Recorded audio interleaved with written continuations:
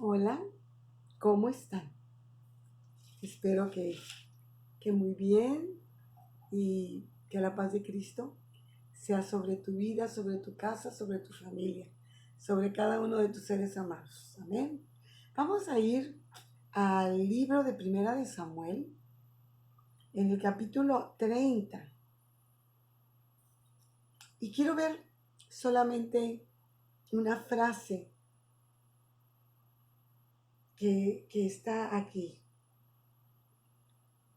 Dice, Primera de Samuel 30, versículo 6, en la última parte dice, mas David se fortaleció en el Señor. Maravilloso. Imagínate, para que, para que se haya fortalecido David, quiere decir que previo a esta frase, él se sentía sin fuerzas, ¿verdad? Se sentía devastado. Probablemente haya estado en un problema muy grave, probablemente se sintió muy mal y él se sintió, dice, se fortaleció. Quiere decir que cuando él no tuvo fuerzas propias, fue hacia Dios y Dios le fortaleció. Magnífico. ¿No crees cuántas veces? ¿Cuántas veces nos hemos sentido sin fuerzas, a punto de desfallecer, sin ánimo de nada?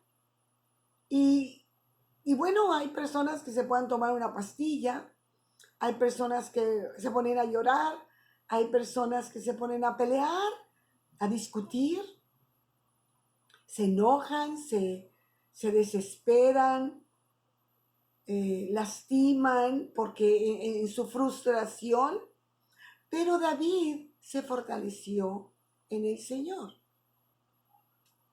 Maravilloso, ¿no te parece? Y luego vamos aquí al libro de los Hechos de los Apóstoles, en el capítulo 9, Hechos 9,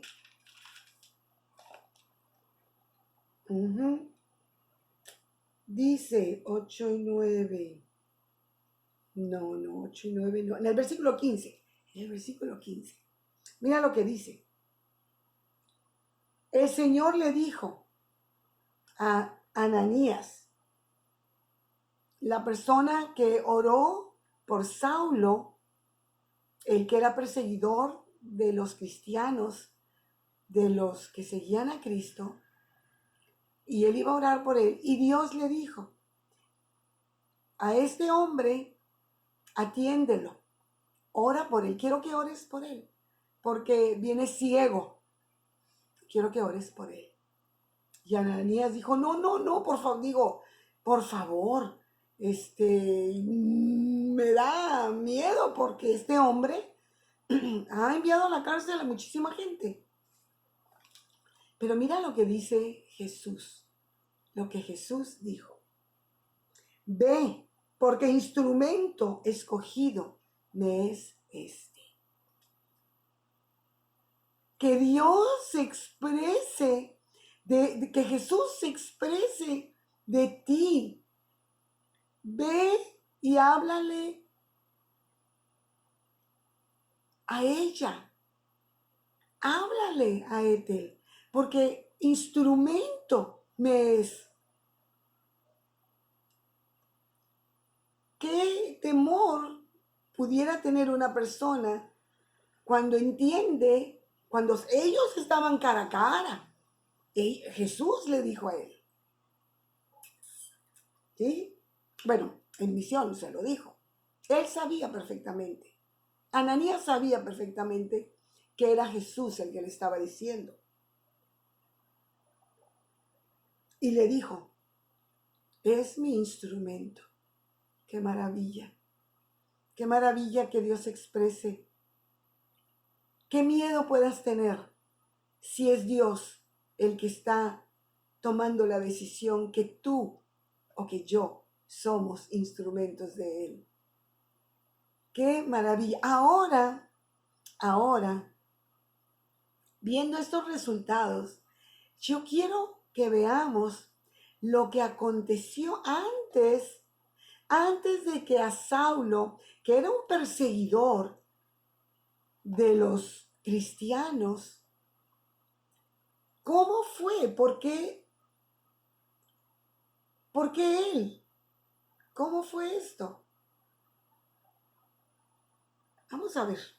Vamos a ver. Ahí en el capítulo 9 está la conversión de Pablo, pero vamos a ver quién era este Saulo, que después fue Pablo.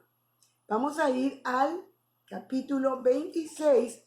Vamos a ver un poquito de la historia de este hombre. En el capítulo 26 dice, en el versículo 9, yo ciertamente, decía Pablo después de todo lo que le había acontecido, dice, yo ciertamente había creído mi deber hacer muchas cosas contra el nombre de Jesús de Nazaret. Él estaba convencido de que era bueno lo que él hacía, lo cual también hice en Jerusalén. Yo encerré en cárceles a muchos de los santos, habiendo recibido poderes de los principales sacerdotes, y cuando los mataron, yo di mi voto. Él está diciendo, sí, yo definitivamente soy el mismo. Y muchas veces castigándolos en todas las sinagogas, los forcé a blasfemar en contra de Jesús. Y enfurecido sobremanera contra ellos, los perseguí hasta en las ciudades extranjeras. ¿Cómo? ¿Se acuerdan del resultado?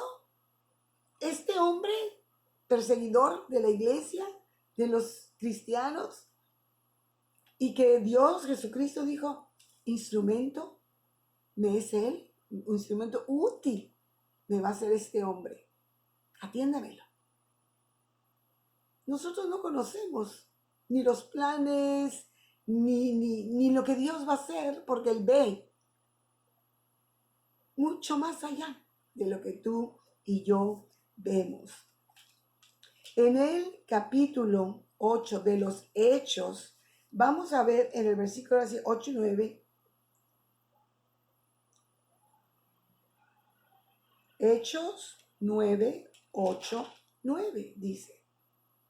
Entonces Saulo se levantó de tierra y abriendo los ojos, Saulo va camino a Damasco y va por agarrar de las greñas arrastrada a quien sea para llevárselos a la cárcel, para matarlos, a todos los que estaban tomando decisiones a favor de Jesucristo, los que estaban dejando la ley de ser fieles a la ley por ser fieles a Jesús. Él creía que estaba bien defendiendo la ley de Moisés. Él no había tenido este discernimiento, esta revelación de que Jesucristo era el Hijo de Dios, hasta que yendo a Damasco, dice que un resplandor de luz del cielo le rodeó y cayó a la tierra. Y oyó una voz que le dijo, aquí en el capítulo 9, 4, 5 y 6, dice, Saulo, Saulo, ¿por qué me persigues? Y él le dijo, ¿quién eres, Señor? ¿Quién me habla? ¿Quién eres? Pero reconoció una voz de autoridad. ¿Quién eres, Señor? Yo soy Jesús, al que tú andas persiguiendo. Me persigues a mí a través de los que han creído en mí. Yo soy el que te estoy hablando ahorita. Dura cosa te es dar cosas contra el aguijón. O sea, Saulo entiende. Yo soy el Hijo de Dios. ¿Estás peleando con el poderoso? Pues vas a perder, obviamente. Y luego le dijo, ve a Ananías y él te va a decir qué vas a hacer. Y entonces, ahí fue, y abriendo los ojos no veía a nadie, así que llevándole por la mano le metieron a Damasco, donde estuvo 3 días sin ver. Antes de que se diera la orden de que Saulo de Tarso sería un instrumento de Dios poderoso. Pasó por una ceguera, pasó por un momento aberrante para él, horrible para él. Él que se sentía aplaudido por todos los escribas y todos los fariseos y era un gran hombre, perseguidor de ese tipo que se decía que era el Hijo de Dios y bueno, en fin. Ahora estaba ciego, reconociendo una voz de autoridad. Eso es lo que pasó. Ahora vamos a regresarnos acá a Samuel, a primera de Samuel 30. ¿Qué está pasando aquí? Cuando David se fortaleció en el Señor, ¿qué le había pasado? Fíjense bien, escucha. En el capítulo 30 de primera Samuel, cuando David y sus hombres vinieron a Siclag al tercer día, los de Amalec habían invadido el Negev y a Siclag, y habían asolado Siclag y le habían prendido fuego, ahí donde vivía David. Y se habían llevado cautivas a las mujeres y a todos los que estaban allí, desde el menor hasta el mayor, pero a nadie habían dado muerte, sino que se los habían llevado a seguir su camino. Vino pues David con los suyos a la ciudad y aquí que estaba quemada, y sus mujeres y sus hijos e hijas habían sido llevados cautivos.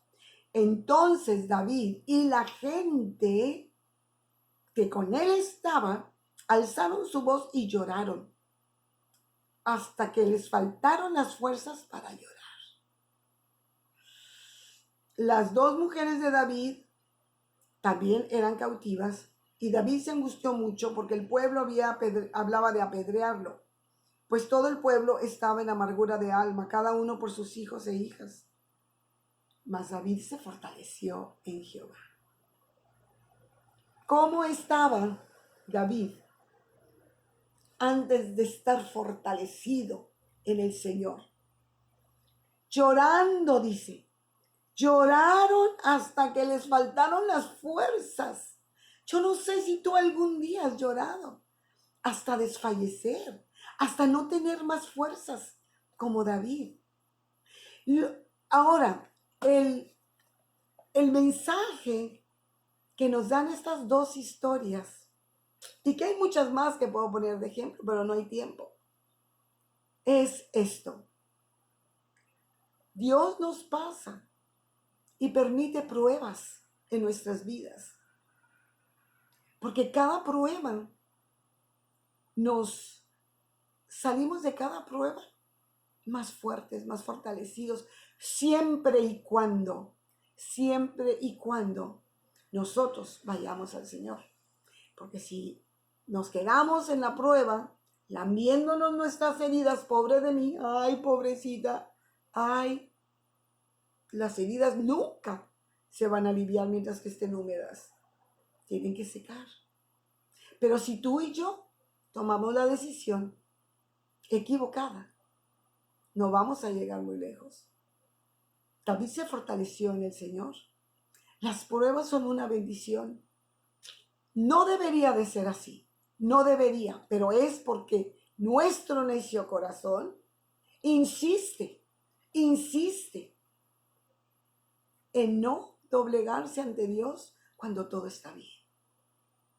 Nos doblegamos al Señor cuando nos empieza a ir mal y clamamos a Él, nos humillamos delante de Él, reconocemos su poder, reconocemos que Él es Dios y Señor y nuestro Hacedor y que Jesucristo es su Hijo y nuestro Salvador y que fue a la cruz llevando tus pecados y los míos. Hasta entonces, quiere decir que vamos a vivir todo el tiempo en pruebas para estar pegaditos con el Señor. O preferiremos o preferirás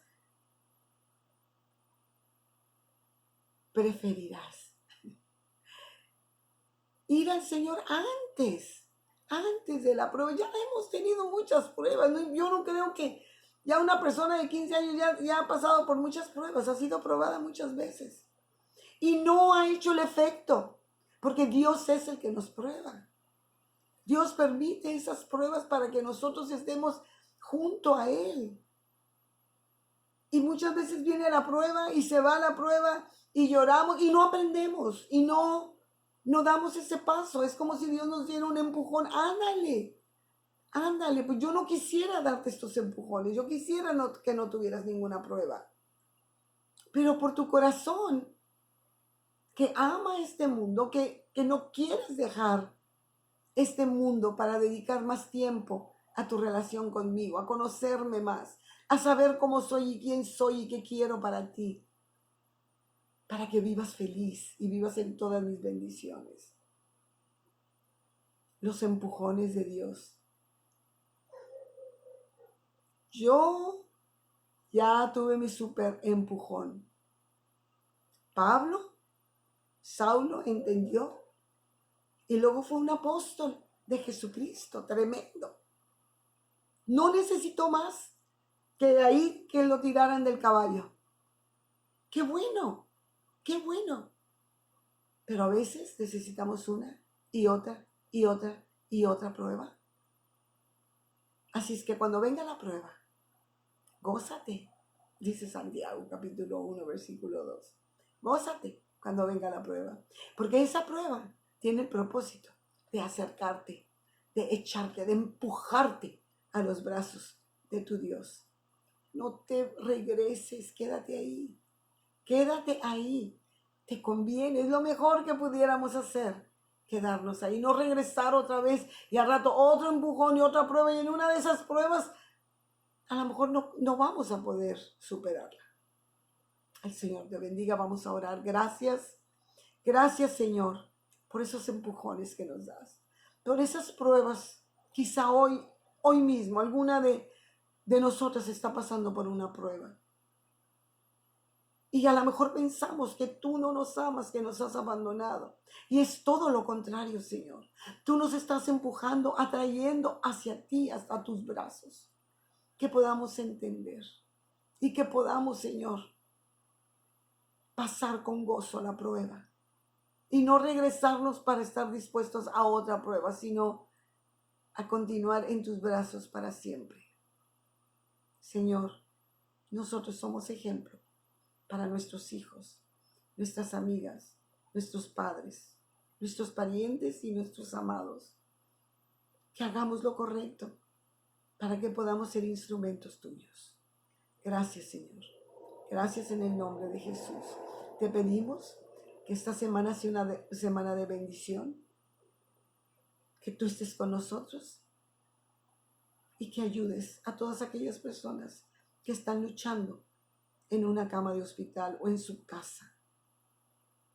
Ayúdalos, Señor, a los que tienen COVID, a los que están enfermos de cáncer, a las personas que están enfermas del hígado, de los riñones. Señor, ayúdalos. Te lo pedimos en el nombre de Jesús. Amén. Dios te bendiga.